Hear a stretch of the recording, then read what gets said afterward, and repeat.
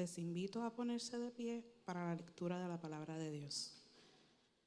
El pasaje se encuentra en el Evangelio según Juan, capítulo 20, versos del 1 al 18. Así dice la palabra del Señor. El primer día de la semana, muy de mañana, cuando todavía estaba oscuro, María Magdalena fue al sepulcro y vio que habían quitado la piedra que cubría la entrada. Así que fue corriendo a ver a Simón Pedro y al otro discípulo, a quien Jesús amaba, y les dijo: se han llevado del sepulcro al Señor y no sabemos dónde lo han puesto. Pedro y el otro discípulo se dirigieron entonces al sepulcro. Ambos fueron corriendo, pero como el otro discípulo corría más aprisa que Pedro, llegó primero al sepulcro. Inclinándose, se asomó y vio allí las vendas, pero no entró. Tras él llegó Simón Pedro y entró en el sepulcro. Vio allí las vendas y el sudario que había cubierto la cabeza de Jesús, aunque el sudario no estaba con las vendas, sino enrollado en un lugar aparte. En ese momento entró también el otro discípulo, el que había llegado primero al sepulcro, y vio y creyó.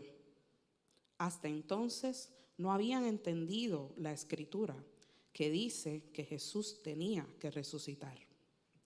Los discípulos regresaron a su casa, pero María se quedó afuera, llorando junto al sepulcro. Mientras lloraba, se inclinó para mirar dentro del sepulcro y vio a 2 ángeles vestidos de blanco, sentados donde había estado el cuerpo de Jesús, uno a la cabecera y el otro a los pies. ¿Por qué lloras, mujer?, le preguntaron los ángeles. Es que se han llevado a mi Señor y no sé dónde lo han puesto, les respondió. Apenas dijo esto, volvió la mirada y allí vio a Jesús de pie, aunque no sabía que era él. Jesús le dijo: ¿por qué lloras, mujer? ¿A quién buscas? Ella, pensando que se trataba del que cuidaba el huerto, le dijo: Señor, si usted se lo ha llevado, dígame dónde lo ha puesto y yo iré por él. María, le dijo Jesús. Ella se volvió y exclamó: Raboni, que en arameo significa maestro. Suéltame, porque todavía no he vuelto al Padre.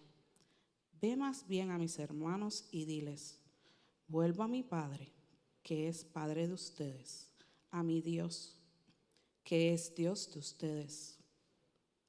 María Magdalena fue a darles la noticia a los discípulos. He visto al Señor, exclamaba, y les contaba lo que él le había dicho. Esta es la palabra del Señor. Buenos días, hermanos y hermanas de Iglesia La Travesía. Vamos a hacer una práctica aquí, a ver si nosotros realmente estamos amolados. El Señor ha resucitado. Esa fue una práctica. Vamos de nuevo. El Señor ha resucitado. Muy bien, así suenan los presbiterianos. Buenos días, hermanos. Mi nombre es Yamir Alejandro. Alejandro es mi apellido y por la gracia de Dios tengo el privilegio de fungir como el pastor aquí en esta congregación junto a nuestros ancianos. En esta Semana Santa que comenzó el Domingo de Ramos, el domingo pasado, nosotros comenzamos una miniserie de sermones. Le llamamos mini porque son solamente 3 sermones y le hemos llamado a esta serie 3 jardines y una cruz. Si usted vino el primer domingo, se acuerda que estuvimos allí en el primer jardín, el jardín del Edén, y cómo estos 3 jardines nos cuentan una historia. Allí vimos la creación de Dios, cómo todo era bueno, cómo todo funcionaba de la manera en que debía funcionar, lo que los judíos llaman el shalom de Dios. Todas las relaciones funcionan en armonía y todo florece, y allí vimos la rebelión de los seres humanos y cómo todo se corrompe en ese jardín. Terminamos siendo expulsados por nuestro Padre de ese jardín. Si usted vino el Viernes Santo, estuvimos visitando otro jardín, el jardín en el que Jesús escogió comenzar su lucha contra el pecado. El jardín donde comienza su pasión, donde Él va a orar y a ser entregado por aquel que lo traiciona, el jardín de Getsemaní. Viernes Santo, y hoy comenzamos o terminamos esta miniserie con el jardín de la tumba. Y usted me dirá, ¿en serio? ¿De verdad había un jardín en la tumba? Yamil, te lo estás inventando. Juan capítulo 19, en el lugar donde crucificaron a Jesús, había un huerto. Y en el huerto un sepulcro nuevo en el que todavía no se había sepultado a nadie. En esta serie estamos mirando 3 jardines y cómo en esos 3 jardines se nos narra una historia. El día de reposo ha culminado. Nos dice que el primer día de la semana, muy de mañana, cuando todavía estaba oscuro, María Magdalena fue al sepulcro y vio que habían quitado la piedra que cubría la entrada. ¿Quién es María Magdalena? Tú y yo hemos escuchado ese nombre antes. Se le conoce como María o como Magdalena por el lugar de su procedencia. María proviene de una región llamada Magdala, que es una región al oeste del mar de Galilea, cerca de la región de Capernaum. Y es una mujer muy conocida por todos ustedes, porque Jesús es una mujer a quien Jesús la libera de 7 espíritus malignos. ¿Por qué fue de mañana al sepulcro? María fue temprano al sepulcro y miren lo que nos dice Marcos capítulo 16, narrándonos este mismo evento. Cuando pasó el sábado, María Magdalena, María la madre de Jacobo y Salomé compraron especias aromáticas para ungir el cuerpo de Jesús. Usted sabe cómo son las hermanas, mucho más detallistas que los hermanos. Simón y Nicodemo les había tocado el Viernes Santo bajar el cuerpo del Señor, traer especias y preparar a Jesús en su sepultura, ponerle todas las vendas, hacer todo el ritual de la sepultura de una persona que ha fallecido. Pero María y otras mujeres no están tan seguras de que animó a Simón y a Nicodemo les haya quedado bien la cosa. Así que muy temprano ellas van y compran más especias para ir a asegurarse de que Jesús tiene una sepultura digna de quien Él es. Todavía no creen en el anuncio o en la posibilidad de una resurrección. Así que se dirigen a la sepultura y traen más especias a la tumba para ayudar al pobre Nicodemo y al pobre Simón. El texto de Marcos nos deja saber que también María Magdalena no estaba sola. Y esto hace sentido porque era muy poco común que una mujer llegara sola a una tumba mientras todavía estaba oscuro por las razones que usted y yo sabemos. Son bastante obvias. Así que fue corriendo María a ver a Simón y a Pedro y al otro discípulo a quien Jesús amaba y les dijo, se han llevado del sepulcro al Señor y no sabemos dónde lo han puesto. Luego de que María llega, está oscuro, María no encuentra el cuerpo de Jesús y esto es lo que ocurre, sale corriendo. María llega al sepulcro, encuentra la piedra removida. La piedra era muy pesada, pero tenía forma de rueda, así que era una piedra que era movible, estaba hecha con esa intención. Lo único que era muy pesada y necesitaban ayuda para moverla. Todavía era de noche y María aparentemente entra a la tumba, pero no logra ver los detalles que más adelante los discípulos van a mencionar. Lo único que ocupa su corazón y su mente en este momento es la preocupación de que un grupo de personas se han llevado o se han robado el cuerpo del Señor. Pesa en su corazón. ¿Acaso habrán sido los líderes religiosos que no han dejado de acechar a Jesús hasta el momento que aún le pidieron a Pilato que asignara una guardia romana para que los discípulos no se fueran a robar el cuerpo, inventaran un cuento nuevo de que había resucitado? ¿Acaso fueron ellos los que se lo llevaron para acabar con cualquier esperanza que tuvieran los discípulos de Jesús? El relato continúa diciéndonos en el verso 3. Pedro y el otro discípulo se dirigieron entonces al sepulcro y ambos fueron corriendo. Pero como el otro discípulo corría más aprisa que Pedro, llegó primero al sepulcro. Inclinándose, se asomó y vio allí las vendas, pero no entró. Tras él llegó Simón Pedro y entró en el sepulcro, vio allí las vendas y el sudario que había cubierto la cabeza de Jesús. Aunque el sudario no estaba con las vendas, sino enrollado en un lugar aparte.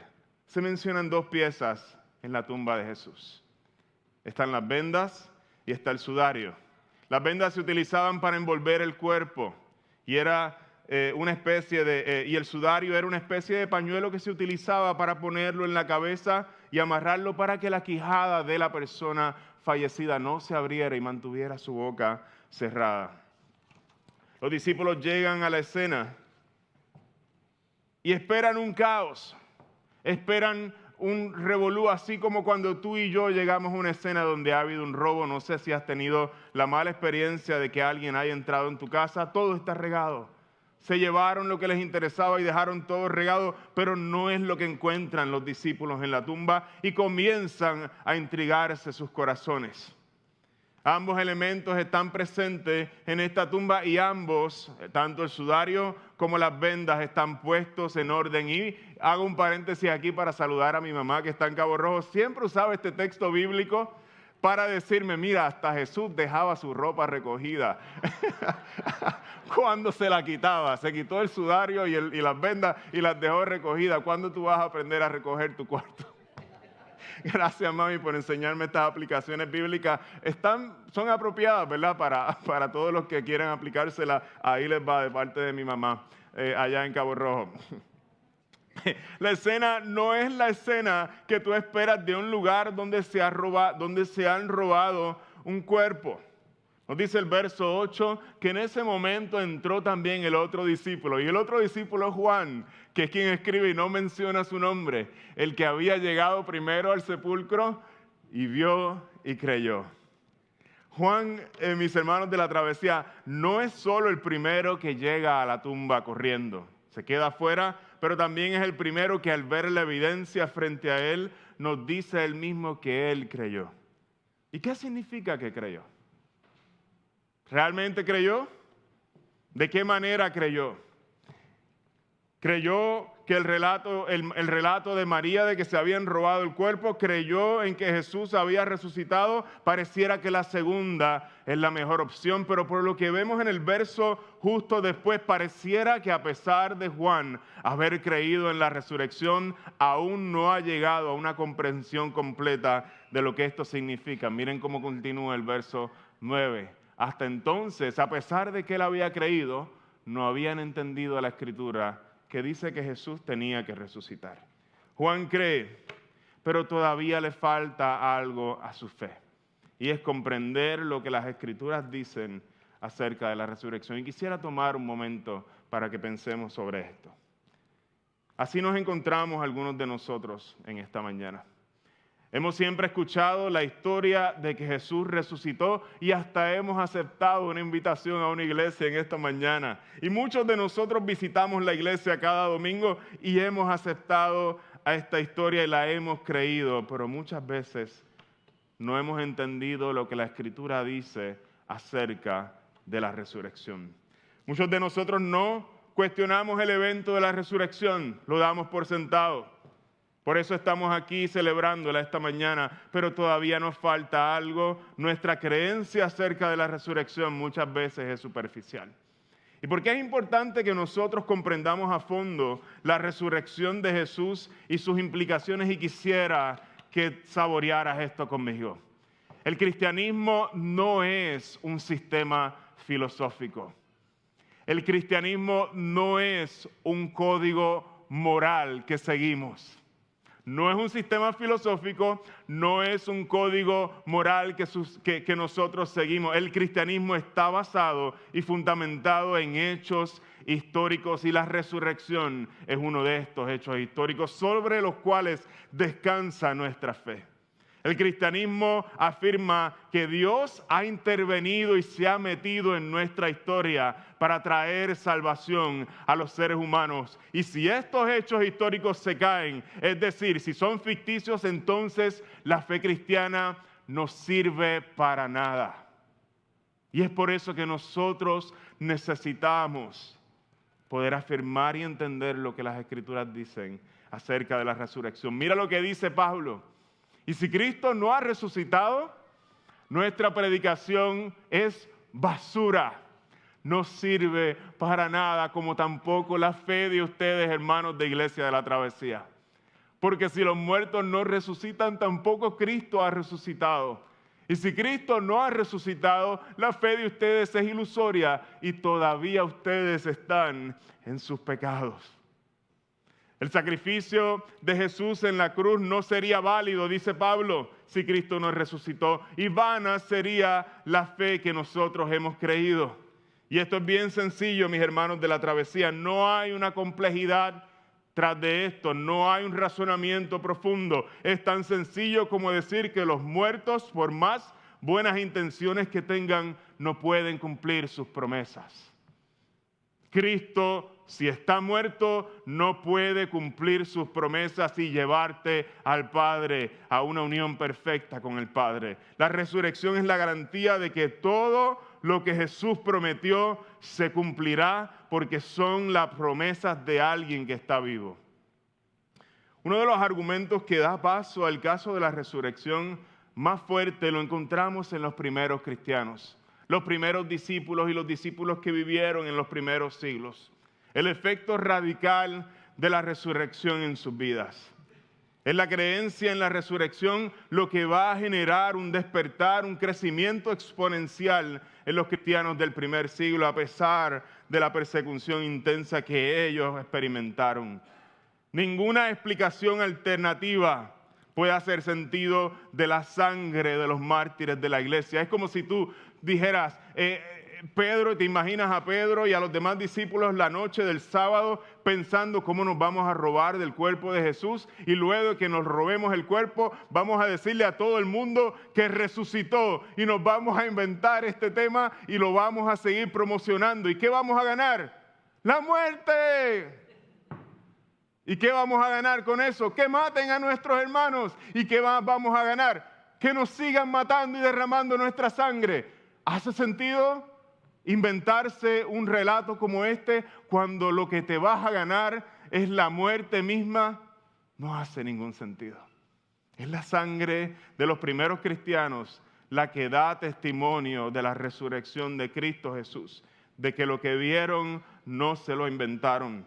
Aquellos discípulos que se esconden llenos de miedo el Viernes Santo y en el jardín de Getsemaní le abandonan y le niegan 3 veces. Cuando está crucificado, luego de la resurrección, son los mismos que marchan sin temor y están dispuestos a entregar sus propias vidas por la causa del Evangelio. Hermanos de la Travesía, ¿por qué es importante que nosotros entendamos la resurrección a la luz de la Biblia? Porque un evangelio, nos dice Pablo, sin la resurrección es un evangelio a medias, y un evangelio a medias hemos aprendido que es un evangelio falso. Si tú confiesas con tu boca que Jesús es el Señor, le dice Pablo a los romanos, y crees en tu corazón que Dios lo levantó de entre los muertos, entonces tú serás salvo. Hay varias razones que la Biblia nos da para la resurrección de Jesús, y yo quisiera comenzar algunas de ellas a discutirlas con ustedes en esta mañana. El verso en el capítulo 2 de Hechos, Pedro predicando frente a la multitud les dice: Jesús fue entregado según el determinado propósito y el previo conocimiento de Dios, y por medio de gente malvada ustedes lo mataron clavándolo en la cruz. Sin embargo, Dios lo resucitó, librándonos de la angustia de la muerte, porque era imposible que la muerte mantuviera a Jesús bajo su dominio. ¿Por qué la muerte no puede retener a Jesús? Porque solamente la muerte puede alcanzar a aquellos que están manchados por el pecado. Y aunque Jesús estaba llevando encima de su cuerpo todos nuestros pecados, nos dice la Escritura que Él jamás cometió pecado. Por eso la muerte, aunque trató con todo su empeño, nos dice el apóstol Pedro, no pudo aguantarlo, se levantó de entre los muertos. ¿Por qué resucita Jesús? Porque estaba anunciado cientos de años antes por el profeta Isaías, y esta es una dura. Isaías capítulo 53, verso 11 comienza diciéndonos: después de su sufrimiento, 700 años antes de que Él nació, después de su sufrimiento, verá la luz y quedará satisfecho. Por su conocimiento mi siervo justificará a muchos y cargará con las iniquidades de ellos. Por lo tanto, le daré después de muerto un puesto entre los grandes y repartirá el botín con los fuertes porque derramó su vida hasta la muerte. Y fue contado con los transgresores, cargó con el pecado de muchos e intercedió por los pecadores. Hermanos de la travesía, ¿por qué resucita Jesús? Porque Él nació para ser un rey. Y nosotros vimos su nacimiento y las señales de este nacimiento, oro, incienso y mirra. En su muerte, un letrero que decía Rey de los Judíos.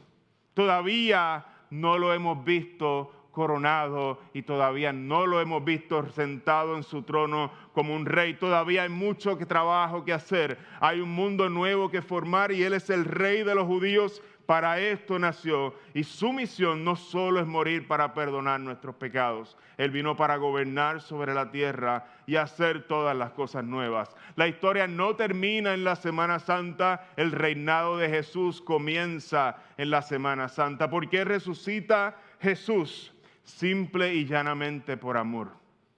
Porque a Dios el Padre le plació salvarnos y rescatarnos para que vivamos con Él por la eternidad, en un cielo nuevo y en una tierra nueva.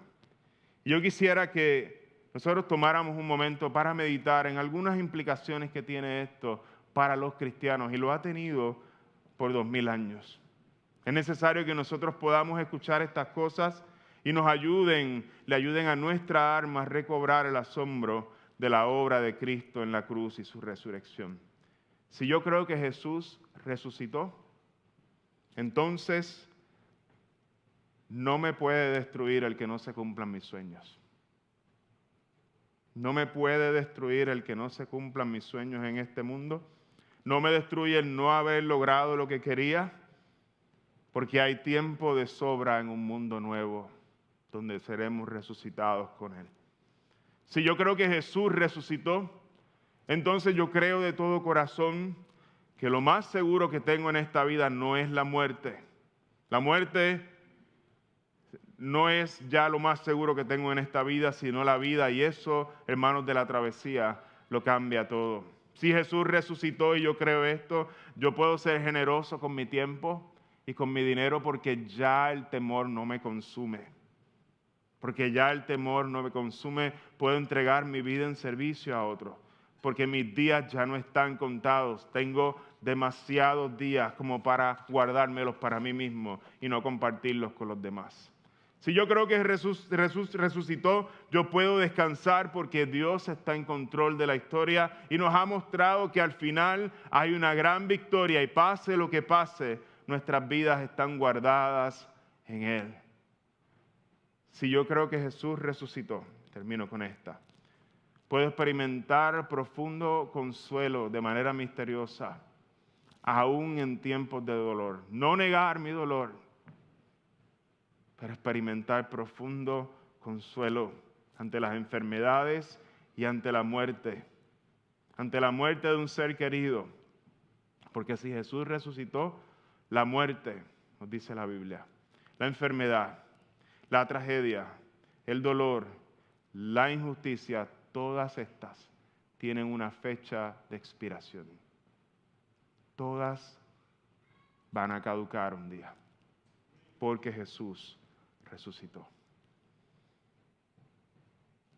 Si Jesús resucitó, entonces tú y yo hemos sido amenazados, pero no por la muerte, sino por la esperanza de una vida más gloriosa de lo que nosotros jamás pudiéramos habernos imaginado. ¿Cuántos dicen amén? Quisiera continuar al segundo punto de este sermón. María se queda sola en el sepulcro. No estaba satisfecha con lo que allí vio. Se queda sola y está llena de llanto. Su corazón está completamente quebrantado. Está llorando por la pérdida de su maestro. ¿Saben por qué? Porque María amaba profundamente a Jesús. Ella era una de las mujeres que sustentaba su ministerio de manera financiera. Ella era una de las mujeres que le acompañó a Jerusalén cuando él dijo que iba a ser crucificado en Jerusalén. Ella fue una de las pocas personas que tuvo el valor de pararse y estar junto a Jesús en la cruz. Un unas cuantas personas se atrevieron a hacer eso y ella fue una de esas pocas personas que estuvo allí. Es ella quien de madrugada visita la tumba, compra especias y va con un corazón entregado por su maestro a asegurarse de que la sepultura es digna de su amado maestro. Es ella quien llama a los discípulos a buscar el cuerpo del Señor y les alerta de todas las cosas que ella cree que están ocurriendo. Y es María Magdalena la única que no queda satisfecha con lo que ve allí y permanece llorando frente a la tumba. María amaba profundamente a Jesús. Él la había librado de 7 espíritus malignos. Había cambiado su vida y transformado para siempre. Pero Jesús la amaba más a ella. Y de eso se trata la segunda parte del relato. Jesús espera el momento en que todos los discípulos se han marchado para encontrarse con María allí en el jardín. El verso 14 nos dice, apenas dijo esto, volvió la mirada y allí vio a Jesús de pie. Aunque no sabía que era él, Jesús le dijo, ¿por qué lloras, mujer? ¿A quién buscas? Ella, pensando que se trataba del que cuidaba el jardín, estamos en un jardín, le dijo, Señor, si usted se lo ha llevado, dígame dónde lo ha puesto y yo voy a ir por él. María, le dijo Jesús. Y ella reconoció su voz, se volvió y exclamó, Raboni, que significa en arameo, maestro. María está llena de alegría en la cena. Ella buscaba el cuerpo sin vida de Jesús y eso hubiera llenado su alma en ese momento, pero se encuentra con Jesús nuevamente y esta vez se encuentra con Jesús resucitado. No puede manejar su alegría. Su maestro le ha sido devuelto y María inmediatamente, sin pensarlo, se le echa encima a Jesús, aunque no lo dice el texto. Vemos cómo Jesús le dice, suéltame, suéltame María, dame un brequecito.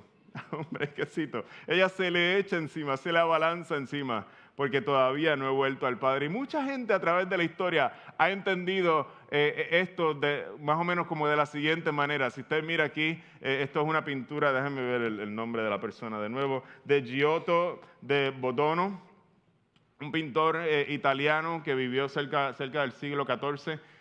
Pintó la escena de María y Jesús. Si usted mira aquí, y pareciera como que Jesús le está diciendo, no me toques, como que quédate por allá, María. Y es la manera en que muchos de nosotros hemos entendido este verso cuando lo hemos leído. Algunas opciones que han ofrecido algunos estudiosos es, Jesús le dice, no me toques porque me contaminas, estoy resucitado y no quiero contaminarme, de alguna manera todavía no me puedes tocar. Es una de las opciones que ha sido bastante común, pero de momento le vemos a Jesús pidiéndole a Tomás que meta sus manos en sus llagas y no nos cuadra y decir, no se puede tratar de eso porque habría una inconsistencia entre lo que Jesús hace con María y lo que hace con Tomás. No se trata de que Él se está contaminando con María.